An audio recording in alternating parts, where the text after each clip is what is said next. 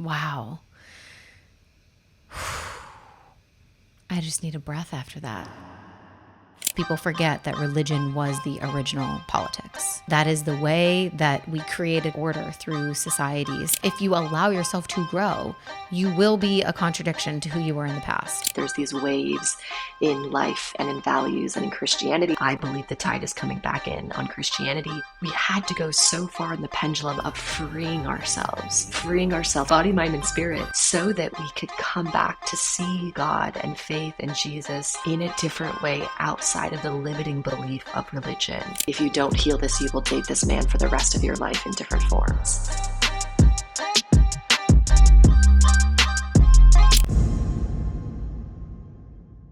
All right, welcome to the show, Talyn. I'm really excited to have you here and to talk about all the things. We had to hit record with urgency because you guys, before we jumped off, we were already like, we've known each other for 2 seconds and we're already digging into like the intersection of spirituality and Christianity and God and all these different beliefs. So you know that Talyn is going to be a guest that we're going to just vibe together with, and you're going to love this conversation. I can already feel it. So I'm really excited to have you here and share your journey and your wisdom and our shared kind of like values and different perspectives of life and energy and manifestation and all the different things. So welcome to the show. I'm really, really excited to connect and to have you here. Thank you so much. I'm so excited to have this conversation. I just feel like we clicked in so early, so I'm excited for it. I know. We instantly locked in and then we're like, wait, we need to record this. Press record. Yeah, this needs to be part of the podcast. So, okay, we have so much that we can dig into, and I'm excited about that. But I first want to also kind of get a better understanding for your background of just like where you grew up and what your family dynamic was like. You are a person who loves to travel, who lives their life kind of walking this journey of faith and intuition and just trusting those pings and constantly moving from here to there or wherever it feels like you're being called to. And I think it's really interesting when you meet someone like that to inquire, you know, what helped create that type of person? You know, what was the experience that molded them? So I'm just curious, like where you grew up and what your family dynamic was like, and maybe it was nothing like kind of what your values or what your life is like today. Yeah, it was such a great question. It's interesting. I was speaking to my brother the other day, and he actually looked at me and said, "How did you become the opposite that you've always been?"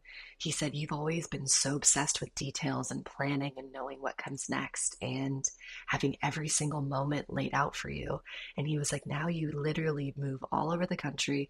You take things in minute by minute, 24 hours." He's like, "How is that even possible? I've seen you become the exact opposite." And I just said, faith.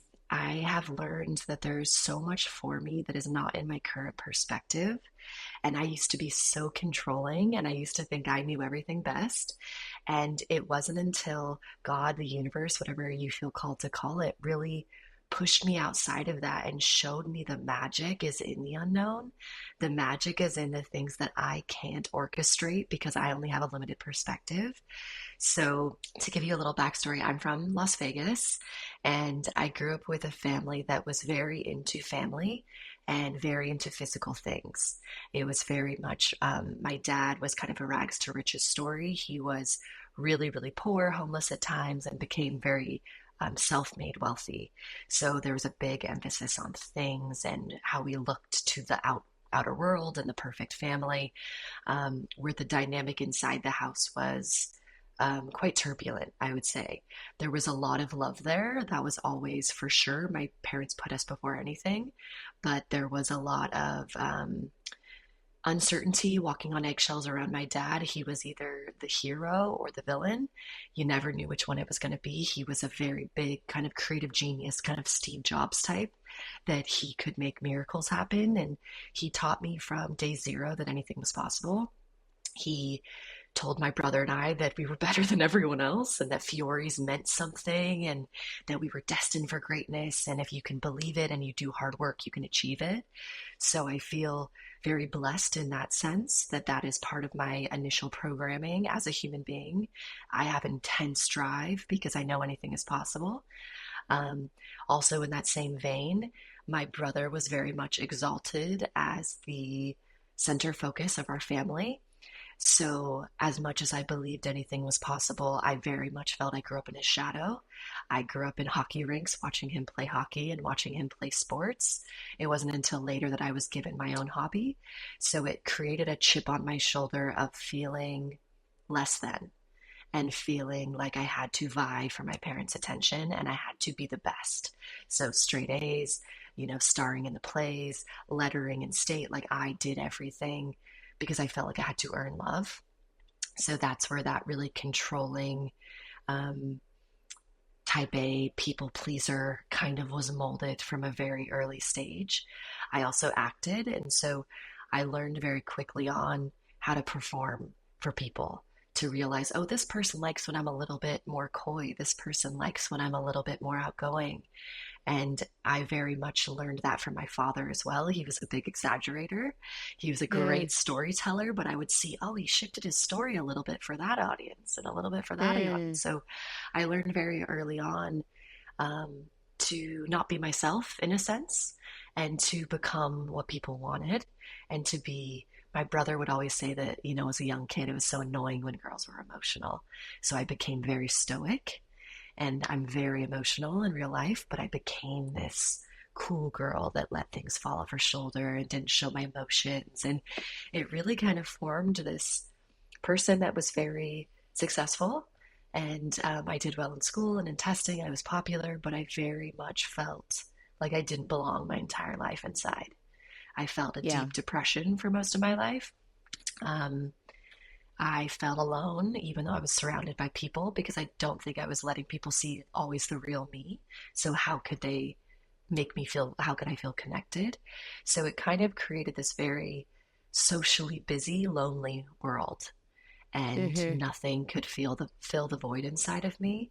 The grades, the plays, all of it, the scholarships, like nothing made me feel good enough because all I really wanted was my parents' attention. And it seemed to be the one thing that I couldn't quite get. So since then, I've done so much work and I'm so thankful for all of that because it shaped me into being, I'm a very creative and observant because I kind of lived in my own little world and I grew up reading books and watching movies. So it's created this ability to create worlds. And I've become an author and I've written books and it's created, your trauma and your pain always creates your gifts. So I am so thankful for my childhood. I'm so thankful that since then I've done so much work looking at it and realizing I was so loved. And it was just as a child, you choose what you are and then you see everything through that lens, whether it's true or not. So since then, I've shattered a lot of those beliefs that I wasn't seen and that I wasn't loved because I was, but I chose to believe that I wasn't. And then it's a self-fulfilling prophecy over and over. So now I've really looked back and I see it as a beautiful gift. I was given everything that I was wanted, and my parents knew that I was capable, so they didn't feel like they needed to give me as much attention. But it's actually just because they thought I was so brilliant. And yeah, it really informed my life. I lost my dad at 18 suddenly, and that was the kind of D-Day of my spirituality, if you will. And even that, I'm so incredibly grateful because it's shaped me into who I am today and the ability to help millions of people over the world. So I just am highly grateful for the good and what people perceive as bad, but I don't even see things as bad anymore. I just see as gift and lessons. Yeah. Yeah, there's a part in your bio that says a pivotal moment of Mhm, profound loss steered you mhm, towards the spiritual awakening. I'm mhm, assuming that that was, based on the way that you shared it, was the moment of losing your dad. Can mhm, you talk about what that was like? Because you're a teenager, right, or just mhm, becoming an adult at that point, mhm, and you've had obviously a lot of admiration for your dad growing up, as it seems, but mhm, also some maybe frustrations towards certain parts of his mhm, personality or the dynamics. mhm. So I'm wondering what that was like for you and why it was such a D Day or like catalyst for you to wake up spiritually and kind of Mhm. transform. Yeah, it's so interesting because like you said, I admired him. He was everything to me, but also I was really afraid of him in certain ways as well. I was a very good girl because I was so afraid of getting in trouble. But the last year of his life, my brother had gone to college, and so he tried to get close to me, and I very much shut that door in his face and said, you missed it.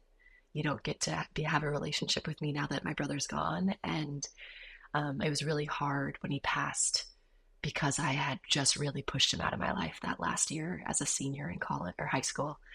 And I was 2 months into college when it happened. I happened to be home for Thanksgiving, which was a beautiful gift. We spent Thanksgiving together, and he didn't wake up the next day out of nowhere. And I think the reason that it shattered me so completely was because there were so many times in my life that I wished that he was dead. And so the guilt of that and the guilt of pushing away that last year was so intense. And still, I always wanted his love and his admiration and to feel like I was good enough. And it felt like in that moment I would never achieve that. And he was the sun, the moon, and the stars of our family. He was the driving force. He was the cheerleader of all of us. He was the moneymaker. And um, it's interesting because even though that was the day that everything changed, it really wasn't until 7 years later that I actually consciously began the spiritual path. Because what happened is I got into my next relationship was, which most of us do after a profound trauma, is I dated someone like my father that made me feel the same way, that made me feel adored and then like he was gone. So it was this give and take where I felt like I was trying to prove myself to him and gain his love and earn his love. So when that relationship ended 4 years later, it destroyed me. And I remember talking to a therapist and saying, why is this worse than my dad dying? This is so embarrassing that this is worse. And she said, write a list of how your dad made you feel. And I did, and write a list of how he made you feel. And she goes, this is your dad dying. You were a freshman in college. You drank your way through college. You ignored this for 7 years. And this is your dad dying. This was you subconsciously trying to get your dad's love that you felt like you never had. And she was like, if you can heal this now, you will never date this man again. If you don't heal this, you will date this man for the rest of your life in different forms. And that was really where my spiritual journey began, because it would turn the lights on. And I was like, it was so treacherous. I was cheated on, all these different things. And I was like, I cannot do this again. So that was when, luckily, my mom is conscious. And during that depression, she said, I got you this 2-week membership at a meditation studio. Please go, get out of the house. And I'm a bit of an extremist, so I just latched on. I did breath work every week for a year. I was meditating every day. I went to Bali, ayahuasca, like that was just the journey began, and I really turned up the heat. And it's because of that loss and because of that breakup that I am who I am today. So now I'm so grateful for both, even though they were excruciating and I would do anything to have my father back. I was sitting one time in Bali and I remember thinking, I can understand why everything bad happens. There's always good. But I remember crying and just saying, Dad, like, why did you have to die? This is just too much. I'm too young and I need you. And I remember having this knowing coming over me that was, I would do anything for you, your brother, and your mom. And the best thing that I could do was die, because it's going to change you all so profoundly into the people that the world needs. And just again, it wasn't a speaking, it was a knowing. It was this knowing of, your destiny is so big that this was the sacrifice that I had to make for you to become who you're meant to be. And ever since that moment, I've been obsessed with finding the good, because if I can alchemize that into a gift, I want to find it in everything in the world that makes me feel uncomfortable or sad. Wow. I just need a breath after that. I think I might get a little teary-eyed from how emotional that is. And I know there's so many people listening to this that will be able to relate as it relates to this idea of grief or losing someone, a relationship ending, breaking the cycle of dating that person that is a recreation of your trauma or the patterns of you trying to get love where you're never going to find it. So much in there. I'm sure as people are listening to this, they're seeing themselves and they're seeing pieces of their journey. So thank you so much for sharing that. And yeah, just the honesty and and the vulnerability with which you share of admitting, there were times that I wished my dad was dead, and I was crippled with guilt when he actually did die, because like how do you reconcile with those thoughts that you once had? But Mhm. always at some point in the journey being able to find that alchemization or that deeper reason or that peace that comes with knowing that the world is not out to get us, Mhm. right? Our creator, God, source, universe is not creating this life or these tragedies to harm us or to push us further down or to make life more challenging, but it's those challenges that where we're forged, right? You're forged in the Mhm. fire. It's like the melting of the clay so that it can be molded into something greater or better or more beautiful. So I just love Exactly. all of the symbolism in that journey. You mentioned traveling to Bali, Mhm. breath work, meditation, ayahuasca.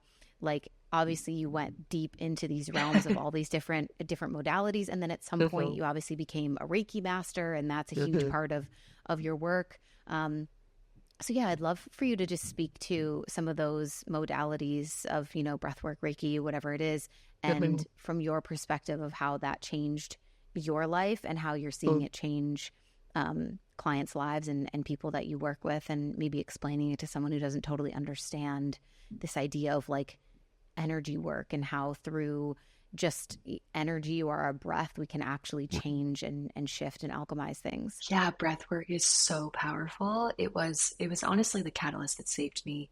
I was never able to emote in front of people, even my mom.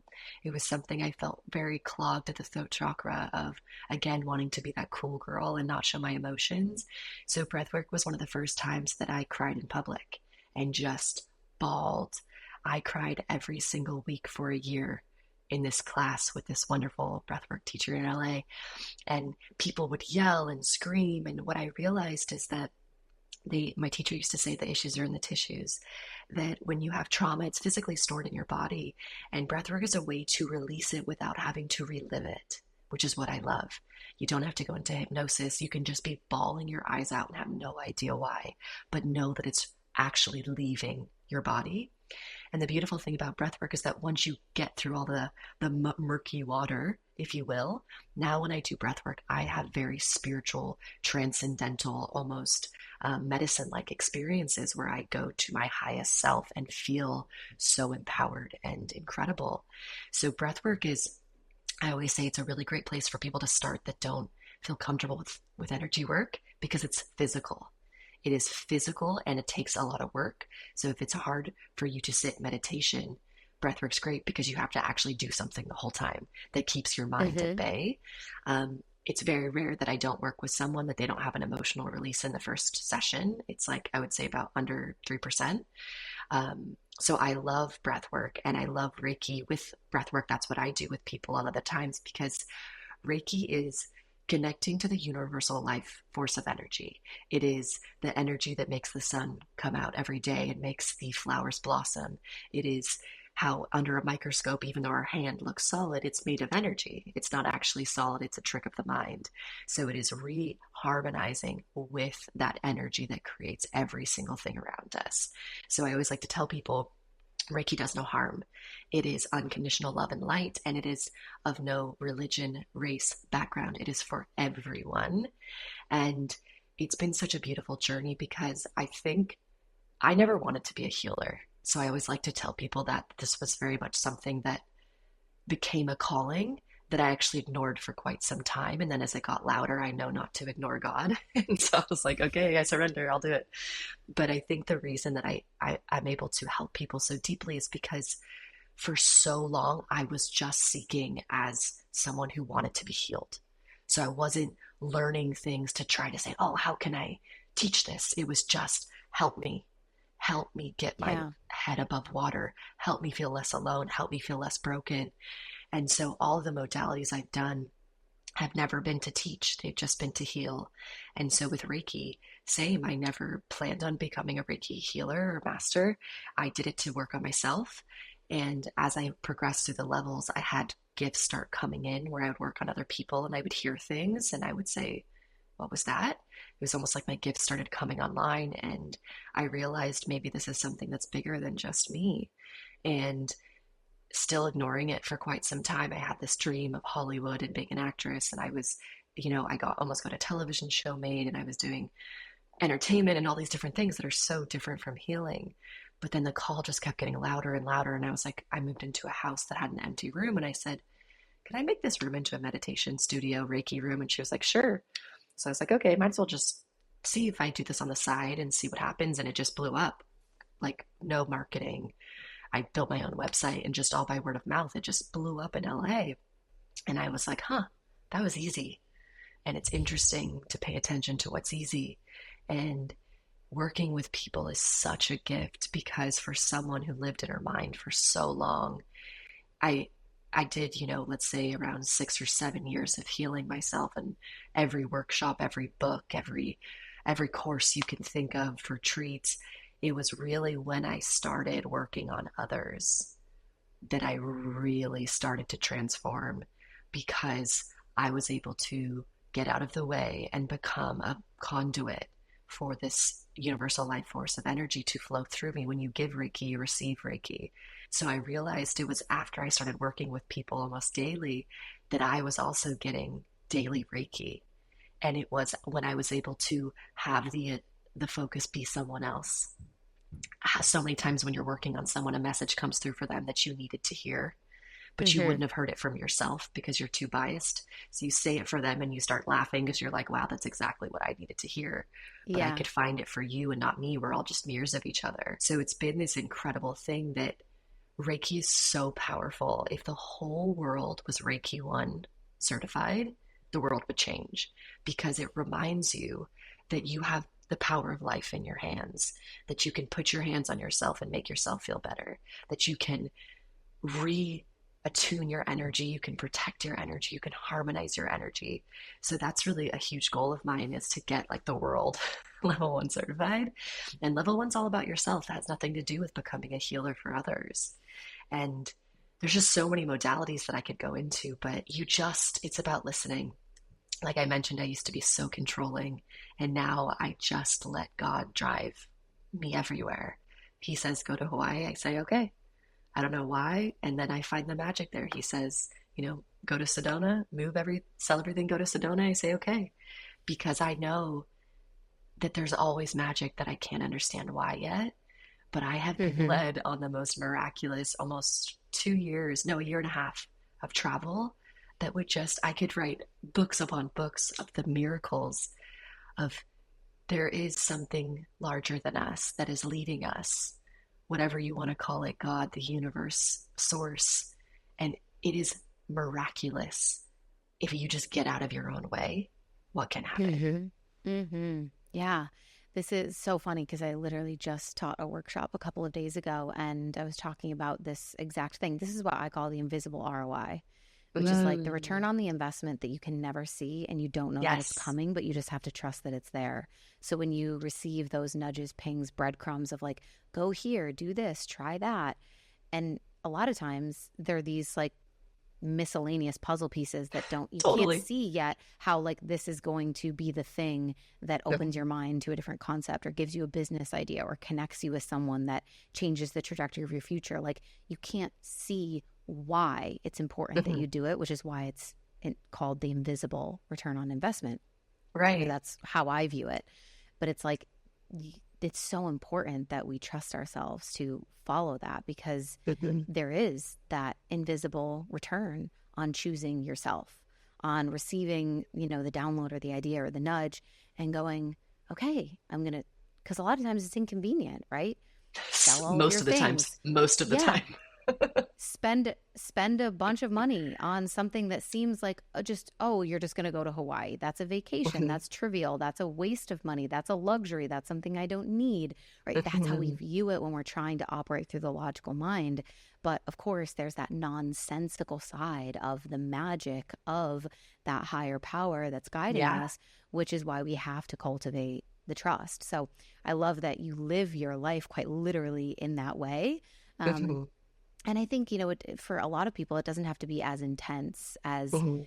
being committed to going wherever for 2 years. Although if you want to go on a journey, like I'm sure you would learn so much about yourself and Yeah. things would radically change for you. But there's also so many small ways that I think people are they're too busy saying no, that they're not Hmm. actually realizing that there were a lot of opportunities for them to receive clarity. There were a Hmm. lot of opportunities for them to receive the next step.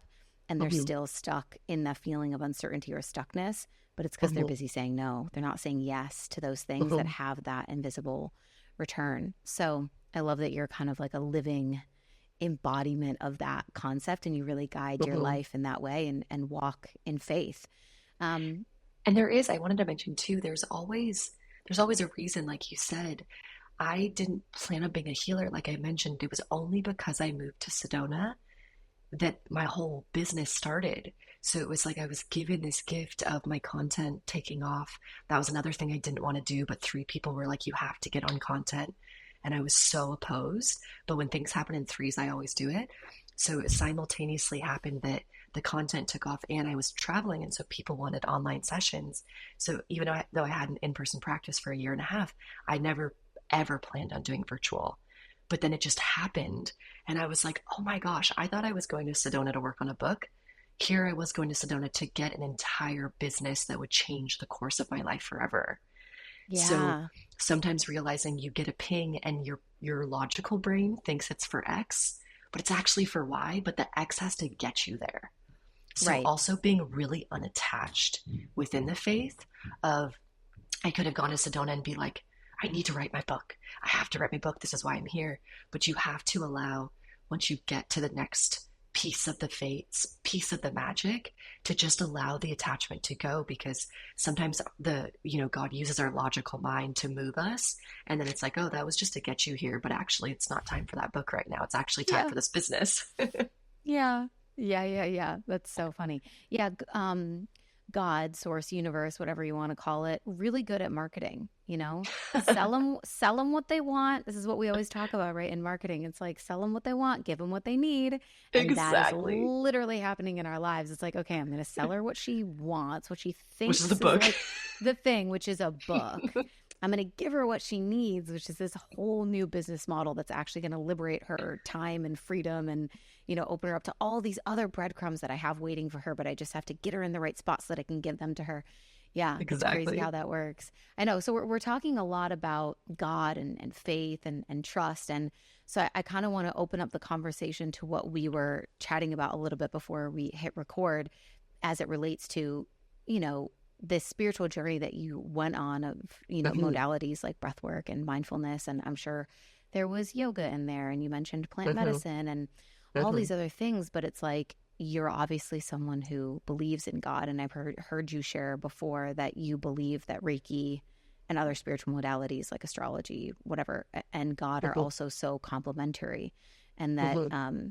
it's not this like one or the other sort of thing, but it's really like Hmm. God gave us these tools and these spiritual modalities so that I think, in my perspective, it's like it's almost like the reason why there's so many healers in the world, because not Yeah. everyone is going to resonate with one way of teaching or one way of looking at something. And so why not, if you are the creator of the universe and you have infinite intelligence, why not create multiple really Hmm. cool modalities or ways for people to tap in to the Definitely. magic and access it? Like, I think it's to create variety so that more people can be in tune with themselves, but also to be faithful in something larger than themselves, whatever it is that they want to call it. But if I were Hmm. God and if I were strategizing, how do I get more people feeling alive, feeling connected, believing, walking in faith, being able to follow the breadcrumbs so that they can live in purpose?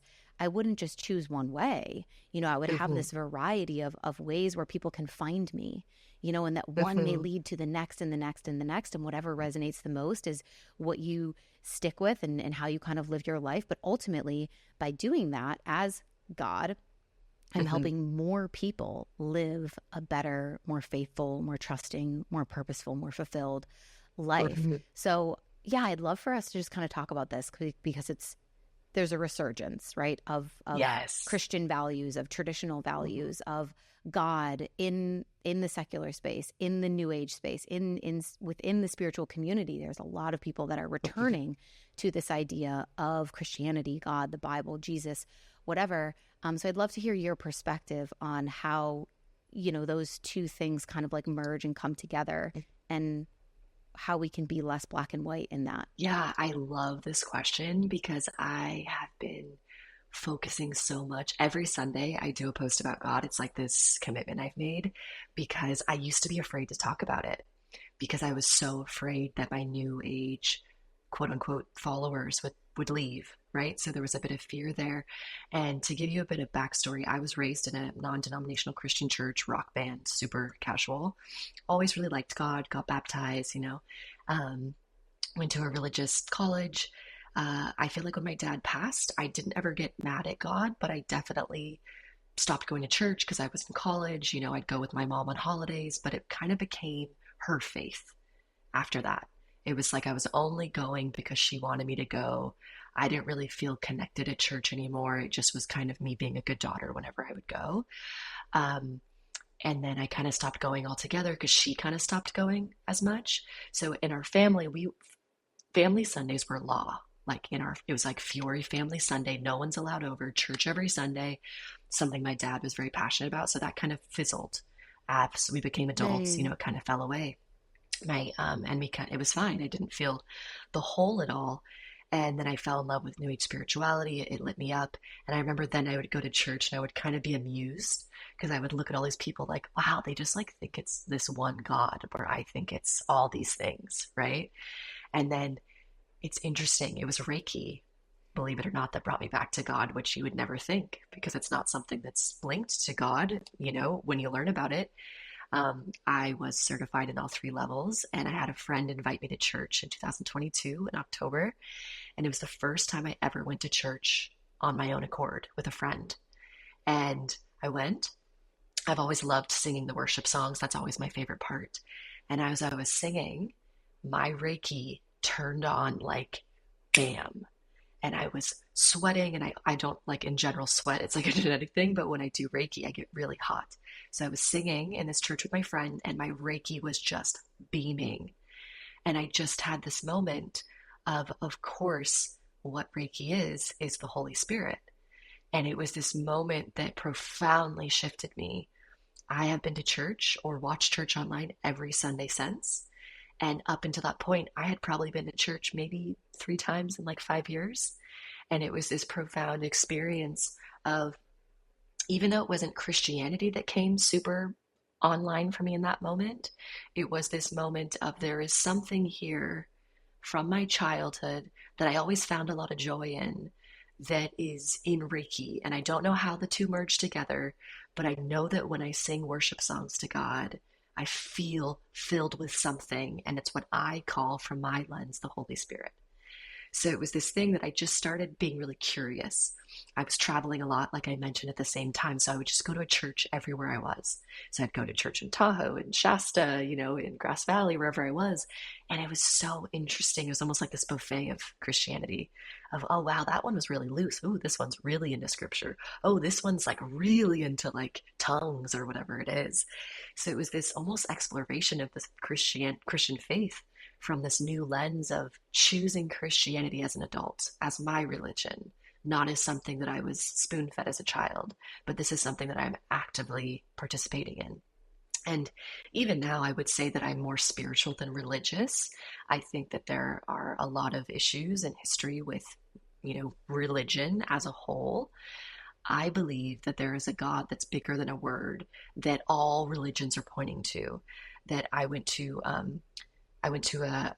religious college and I did a Mm-hmm. world religions class.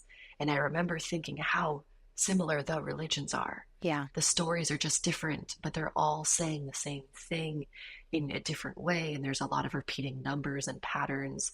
So I have this belief that there is one God that we are all praying to in different languages by different names. But it is this collective Yeah. love and understanding and purpose. And I have noticed that the first time I posted about God on my channels, oh, probably over a year ago, I was quite nervous. but I felt really called to, and I was like, okay, I'll do it for you, God, I'll do it. And since it's actually become quite a passion of mine because I have noticed there is 95% of people so thankful that I said something. They're like, oh my gosh, I love God and I love crystals and I love astrology, and why have I been so afraid? And a lot of people get very judged by their Christian friends. I have personally never really experienced that, but I think that this is what happens in my belief. I know who I am. I know my belief is so strong that doubters don't even find me because I know who I am, so I don't even attract the people that typically question me. I think in the beginning, when you're wobbly and you have that doubt, you sometimes attract those doubters that are going to poke holes in what you believe.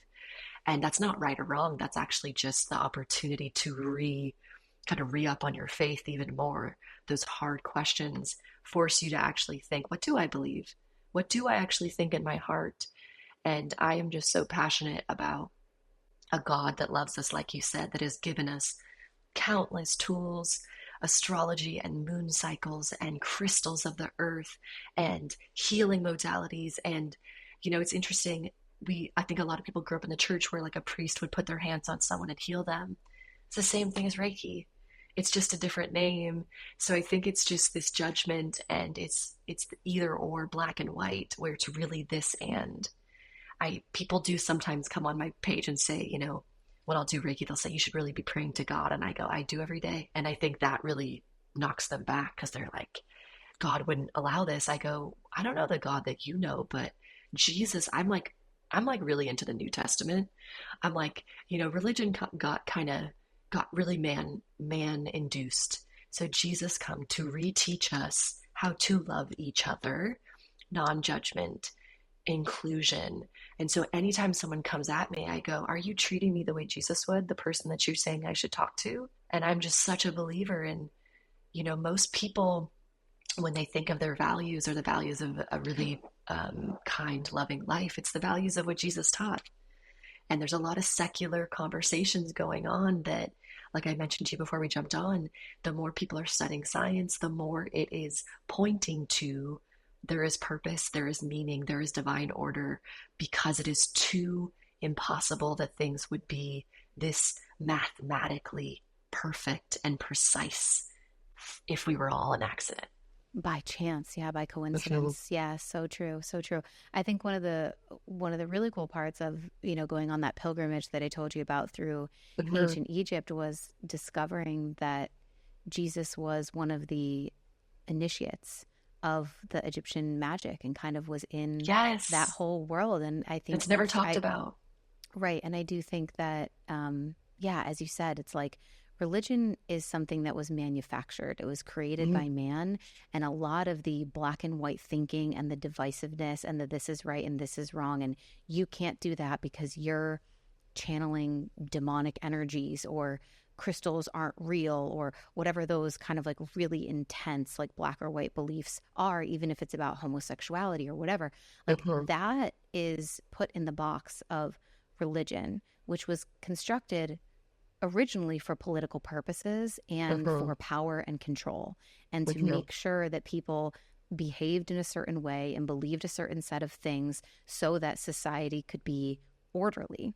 And Mm-hmm. that's not actually what spirituality or faith or God or the life of Jesus even is, right? That's like the Mm-hmm. man made version that tries to keep us in control, because Mm-hmm. people forget that religion was the original politics. That is the Exactly. way And that we capitalism too. created. Mm-hmm. Yeah, it's the way that we created order through Exactly. societies. Mm-hmm. And yeah, so I think being able to, like, I have so much peace within myself of Mm-hmm. knowing that I can have a relationship with God. I can believe in the story of Jesus. I can have reverence for his life and the sacrifice and all of that. I can go to church. I can sing worship songs. I can do all of that. And it doesn't mean that I have to denounce crystals or tell people that they are demonic or bad for having a tarot deck. Um, Mm-hmm. it feels like, as you said, if you would like to be more Christian or more godly, whatever the word is for you, what you're really saying is that you would like to be more like Jesus. And if you would like to be Mm-hmm. more like Jesus, then you would be more accepting, and you would actually open your arms to people that are doing things that you don't understand. Jesus Mm-hmm. was the person who, befriended the traders, the prostitutes, like all of that is Mm-hmm. there. And so I think we become more connected as a world and as a society, not only with ourselves, but with our neighbors, by recognizing that, everything doesn't have to be this or that, black or Mm-hmm. white, right or wrong, this one God, or else you're completely off course and you're going to go to hell. I think that sort of thinking for me is just very like limited and sort of infantile in a sense, which Exactly. some people have not matured in their spirituality to be able to see multiple sides, or kind of like have that Mm-hmm. variety of belief, and find the intersection and know that what works for them is amazing, but it Mm-hmm. doesn't have to mean that everybody else is wrong, or that they need to be receiving negative comments on the internet or whatever else it is. Yeah, and it's such an interesting thing because so many things in the New Age world are of the earth. Plant medicine is grown from the earth, crystals come from the ground, astrology is measuring the stars. So it's so interesting to me that it's like this demonic, it gets this rap of that. It's like we're literally just interpreting what God has put here. And it's again so precise and measurable, of people working with crystals or different herbs or whatever it is, of we can measurably see the results of these things. So then you're bringing in God and science, and I just think it's the most beautiful thing. And I think that a lot of us have been conditioned into a limiting belief structure, and so the more that you're able to actually sink into your heart and not your mind, of I went to a new moon ceremony, let's say, how did it feel in my heart? Did it feel demonic, or did it feel expansive and inclusive? And it's not to say that there aren't bad things out there. Of course, there's always two sides to every coin. So I've worked with darker energy and it does exist. And that's not what I'm talking about at all. It's about the things that are done out of love and light. And I think the more that we can, I think it all comes from this, right? People don't accept themselves. So it's all coming from that rejection and that judgment within. So then they judge without. So if we could all just take a beat and then love ourselves and accept ourselves, we would be much more accepting of those around us and allowing someone else's belief not to challenge our own. I am so okay with someone believing the exact opposite of me because it doesn't change me at all. It doesn't challenge who I am. So if people just felt more sure of who they were, they wouldn't feel the need to defend so much. Yeah. Yeah.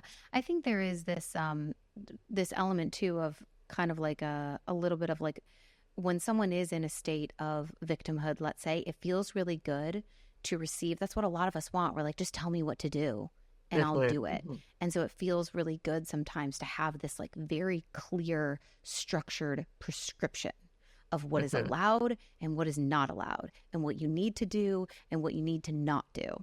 And that feels really good for people sometimes if they're like in Mm-hmm. that kind of like chaos of just wanting, like, tell me what to do. And I think that's where, religion has brought a lot of peace for people, is like, okay, I have Mm-hmm. this structure, I know what to do and what not to do, and I know what to follow. But there's so much more possibility when we Mm-hmm. can actually accept ourselves enough and trust ourselves enough to be open beyond the man-made rule books.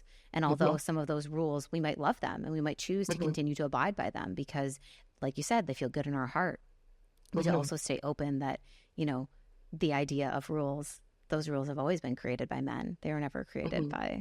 by anyone else. Yeah, and I think also allowing yourself to change your mind. Yeah. Like, I think that people get so hung up on I'm this, I'm a vegan, I'm a Christian, like these words, these labels, and they're so petrified to go out of them. I used to be the type that I would make fun of someone like me. Like, totally. Like, I say this in seriousness. When I was acting in LA, there was a guy in my acting class that was like vegan and spiritual, and I thought that he was such a nut. I was like, oh my gosh, this guy always talking about like bean sprouts and like the sun, and like I couldn't handle it. I'm best friends with that guy now. And it's so Yeah. funny that I think just allowing yourself to try the buffet of life. And it's not to say that you're always going to want it. I have done so many things throughout my my exploration. And I just imagine God up there just kind of watching me like, oh wow, she's going to really go down that rabbit hole, but I know she's going to come back to me. He doesn't Yeah. mind the exploration. He doesn't mind us being human and wanting to seek and feel and taste and touch and understand and experience and explore. At least my God doesn't. And I just think it's the ability of allowing yourself to change your mind. People are so petrified to step outside of their comfort zone because what if they can't get back inside their comfort zone? If Or you to had told contradict me themselves. exactly. Like you said, like your current self or your future self is going to be if you allow yourself to grow, you will be a contradiction to who you were in the past. Exactly. Inevitably so. And like for some people, it's too much for the ego to handle. It's too Mm-hmm. embarrassing to be like, oh, I'm not like that anymore, or I changed my mind, or I've changed my beliefs a little bit. Mm-hmm. Who has a Facebook memory come up that they're not embarrassed about, first of all? Like we all do, you know? And like you said, you should always look back and think, wow, I didn't know better because you know better now. And I always want to look back and be embarrassed of who I was because that means I've grown and I've explored and like seeked out more things. And I think that I never thought when I was doing New Age that I would come back to the church.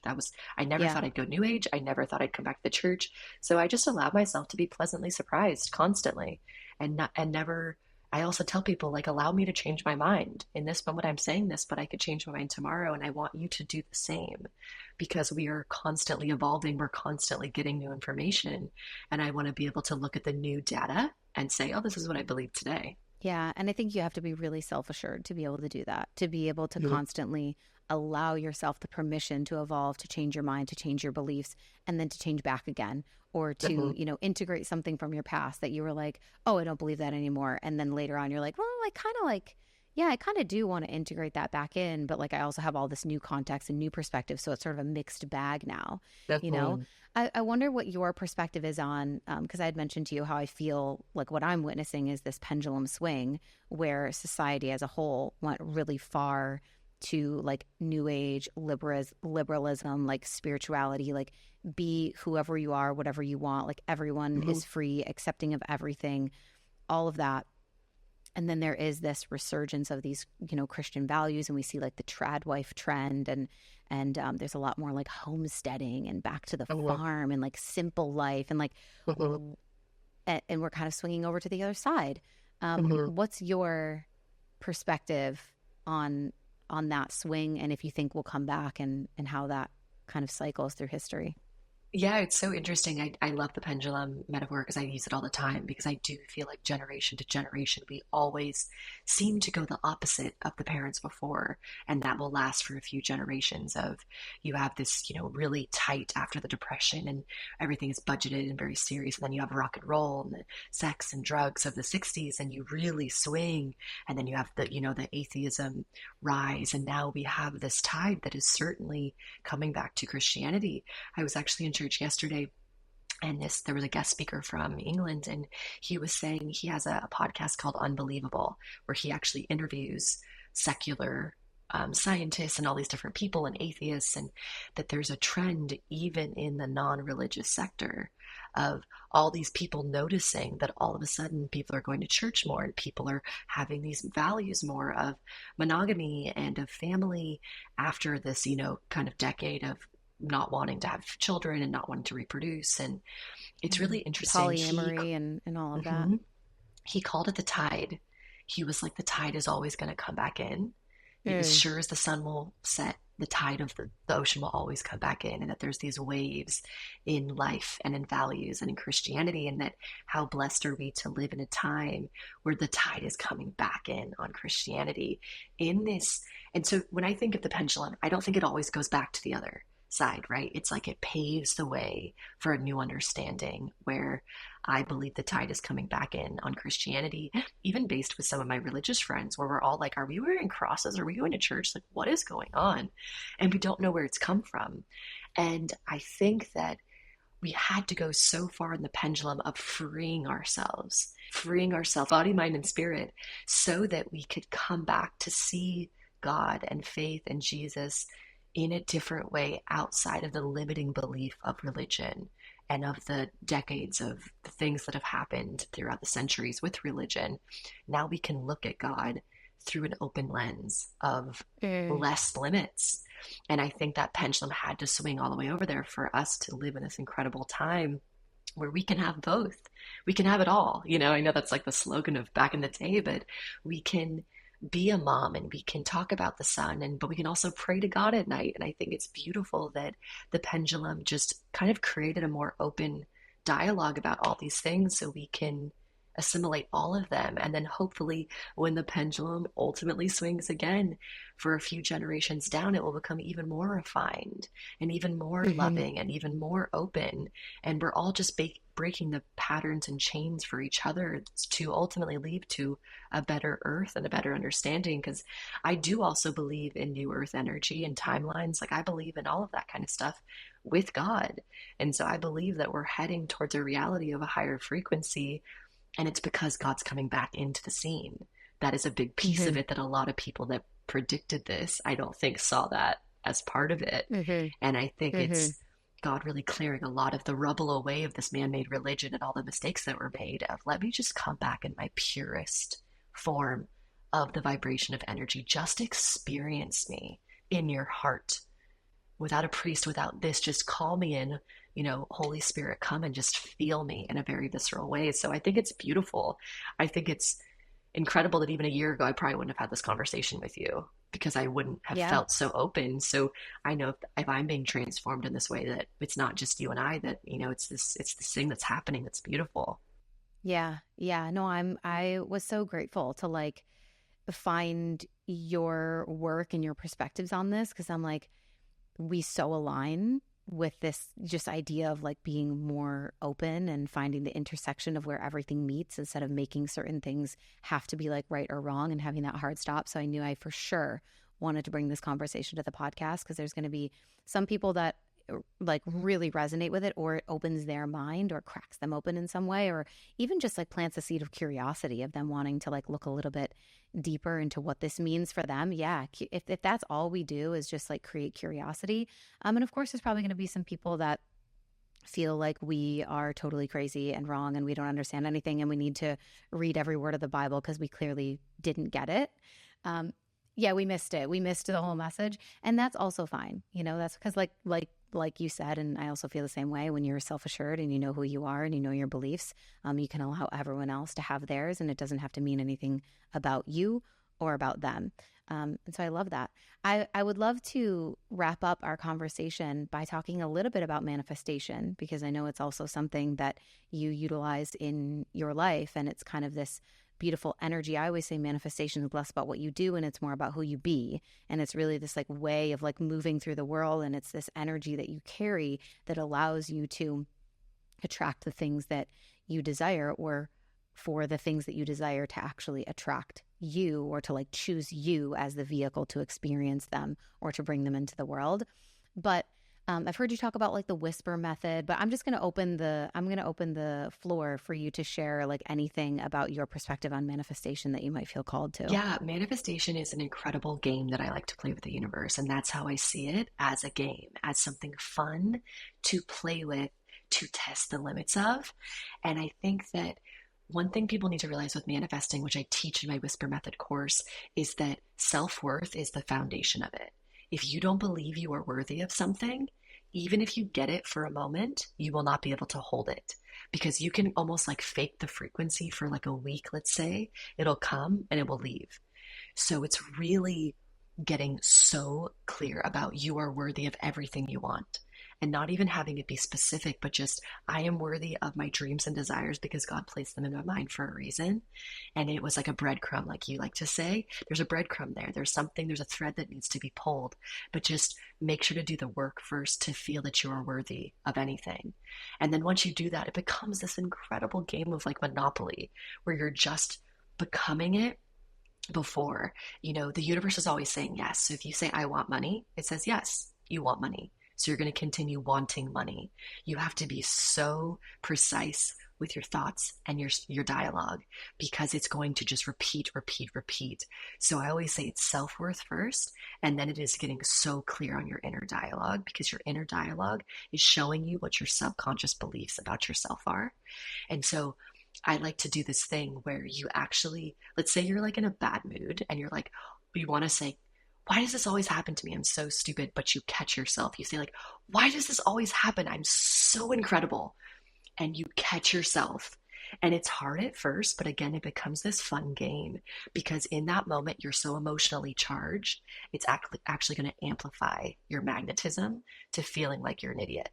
So if you take that, oh my gosh, why is everything always working out for me? You take it and you catch it, you start becoming the controller of the mind instead of letting the emotions in the mind control you. So seeing it as this fun game of, oh, can I catch it? Can I For sure. change it? Because the more you start doing that, you'll start to realize you'll do it more and more subconsciously and unconsciously without trying because you have to, like you said, it's about being it. So I think money becomes the trickiest one for people because it's like, how can I just spend money and feel like a millionaire until I'm there? It's about finding abundance in things that are not money.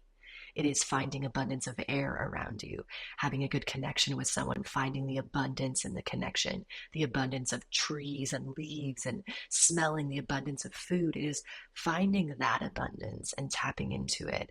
And then just saying, I'm abundant, and eventually feeling the money come in. But I am such a big believer of cleaning up underneath the river or like underneath the lake.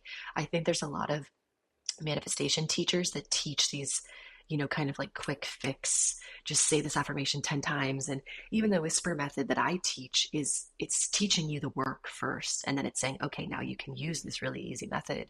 But like, if you have money blocks, you're going to have to address the money blocks before you manifest. It's just a fact. If you have blocks about not feeling worthy of love, if you manifest a partner, it's a partner that's going to remind you that you're not worthy of love. So it's really about getting clear on what are the blocks behind, like writing a list of what you want, and then writing the beliefs of what are blocking you. What's blocking you? What do you believe about yourself to be true that is blocking that manifestation? And then doing the belief work around it.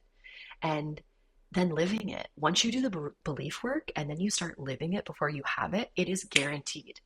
When you become it, the law of attraction has no choice but to come into your reality. But it is cleaning up the subconscious first so that you're a vessel for the true frequency. It's like faking it till you make it works to a degree, but these laws are in place for a reason. The more that you understand physics, law of attraction, quantum physics, it's actually quite simple. It is a method and it's a formula, but it's just about making sure you have the right ingredients on the table to bake the cake. I think people right now have all these really bad ingredients because they actually don't like themselves and they're trying to make a delicious cake and they have like vinegar and garlic and ginger on the table. I'm like, let's get the ingredients first. Like, put the cake aside, take a beat, slow it down, do the work. There's a lot of spiritual bypassing going on. And so I'm just a believer that mindset is everything, self worth is everything, belief is everything, and also surrendering some things. There's been a few things that I've just not been able to fix on my own that I just said, God, please take this belief from me because it's destroying me. And He has miraculously and instantaneously in Hawaii. That was one reason why I was led there, was to just have it be removed. So it's the work and it's also surrender. It's the work and surrender. It's such a beautiful, it's this and it's the flow of both of them coming together because we cannot do it all on our own.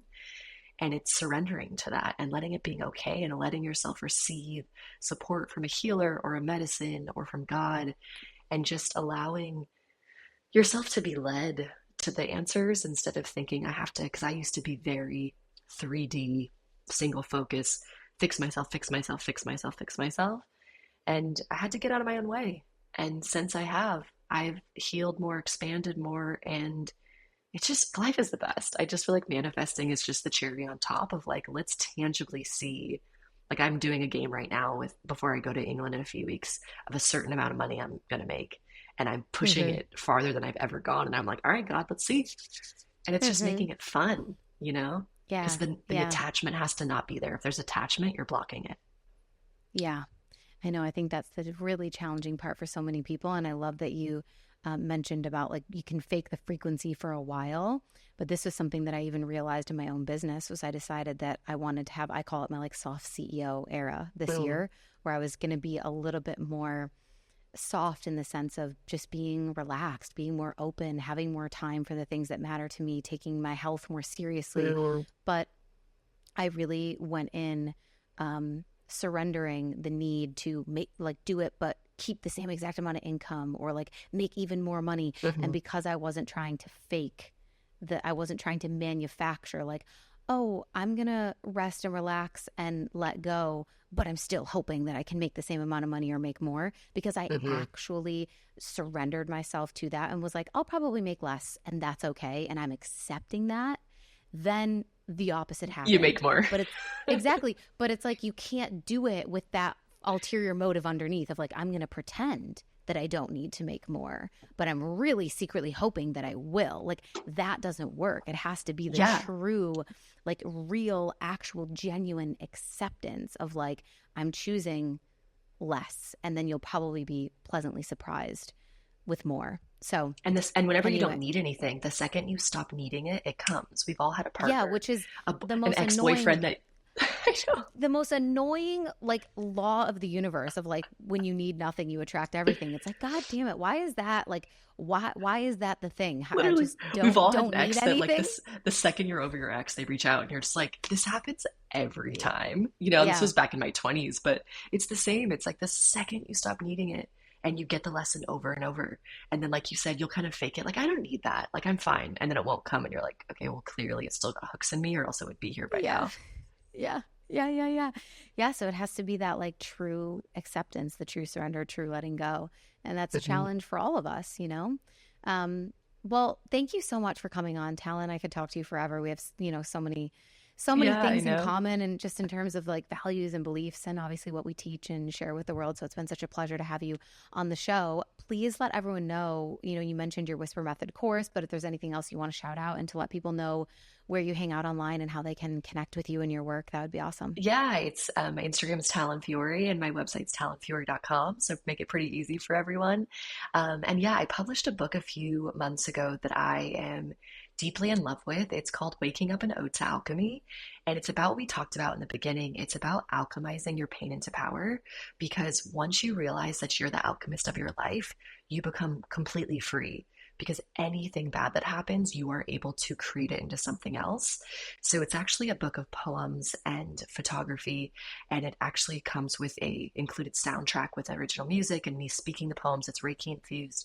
So it's meant to actually take you on a journey of when a poem strikes you or a song strikes you, close the book, write down the feeling, and then alchemize it. Either create a poem or a song or a flower arrangement or sing around or a spreadsheet. Creativity does not have to be artistic. It is just taking something that is painful and transmuting the energy into something else, because then it no longer has a hold over you. You become the alchemist. So it's something that's so near and dear to my heart that has been really helpful for a lot of people. So I always just like to mention it. Amazing. That sounds so cool. That's like incredible. And I love the idea of like using creativity as a means for that alchemization of the pain or Mhm. the fear or the doubt or whatever is coming up, and really like changing its form, because, we have that law of physics that we all know of like energy cannot be Created nor destroyed, but destroyed, so just change the form. just transformed. Yeah, exactly. Hmm. Very, very cool. All Hmm. right, you guys, we will link everything in the show notes for you, where you can find Talyn, her website, the book, all the things. So go reach out to her. If you loved this episode, make sure you send her a DM, let her know that you heard the episode and that you're now following her. Thank you guys so much for tuning in. We love you so And thank you much. so much And too. This is wonderful. yes, so good. All right. Share this episode with someone that you think might resonate with it. Copy the link, send it to a friend, let them know you were thinking of them. And we will see you guys next week. Bye.